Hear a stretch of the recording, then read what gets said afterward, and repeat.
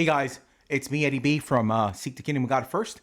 And today I'm going to share my 3 top things you need to know before you open up a business. So let's get straight down to it.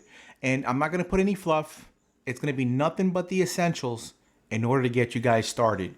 So the first thing you need to have is a clear reason why you're opening up a business. It sounds great to be an owner of a business, because you can say you're a CEO to your friends, but that's not going to cut the mustard. So why do you want to open up or start this business? Who are you serving? So when I was laid off, one of the businesses that I opened up really quickly was Clean It Right NYC, which was a cleaning company. And the people I was serving were people that literally had wealth. I decided to serve the wealthy areas in Brooklyn, New York, because people don't want to clean. Was there competition? Absolutely. That goes down to the next thing. Am I solving a problem? Absolutely. There's a lot of people out there that pay a $3,000 rent who can afford to get a cleaning person.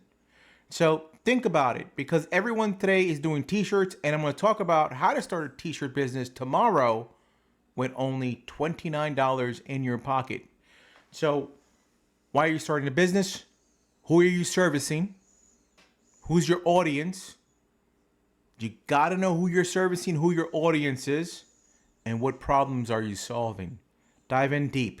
Don't go straight to ChatGPT. This should be coming from here and here. Okay. Number 2, do your research. There's so many ways to do research. You got Google. Now, if you're doing small businesses, you want to look at your competition, I recommend you look at Craigslist, TaskRabbit, depending on what kind of business you're looking at. Okay, the good old white pages. See who your competition is. Go to their websites. Find out about them.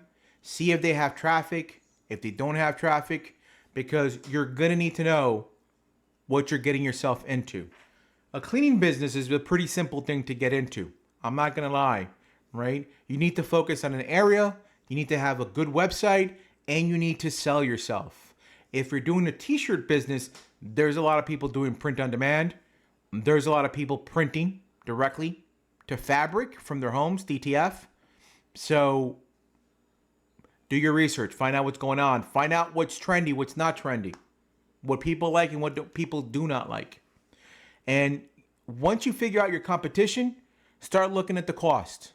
So what is it going to cost you to get started? You can think of a business, but without having any capital, you're not going to get anywhere. So think about all those options. And then the last thing you want to start doing is you want to start simple, but you also want to do it smartly by making sure it's done legally. So what do I mean?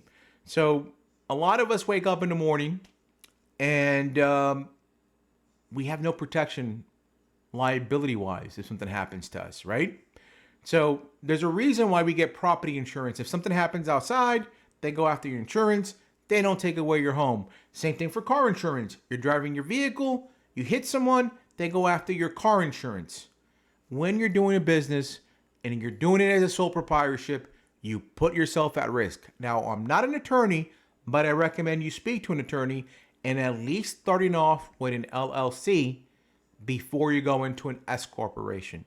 And I'll explain to you that in more details in another one of my segments. So consider getting an LLC because you want to make sure you limit your risk of being sued in case something goes wrong.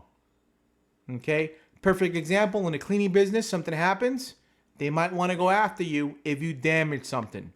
That's why you need insurance and you need to be a limited liability corporation because they can take away your assets.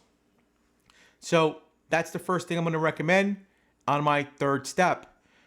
Then you also have to open up a banking account. Just because you have your own personal account, if you're becoming an LLC, you cannot commingle your money. The moment you commingle your money, you're no longer a limited liability corporation. And we'll talk more about that in other segments.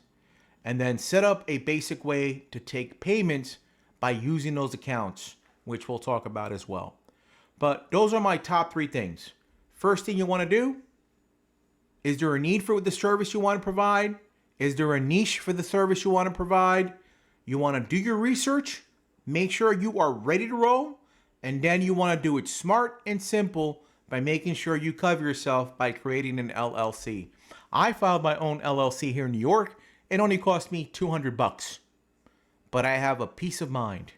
And then the last thing, as we spoke about, is also making sure you separate your business money from your personal money in order to keep that protection as an LLC. Hope this has been helpful. I'll see you guys tomorrow.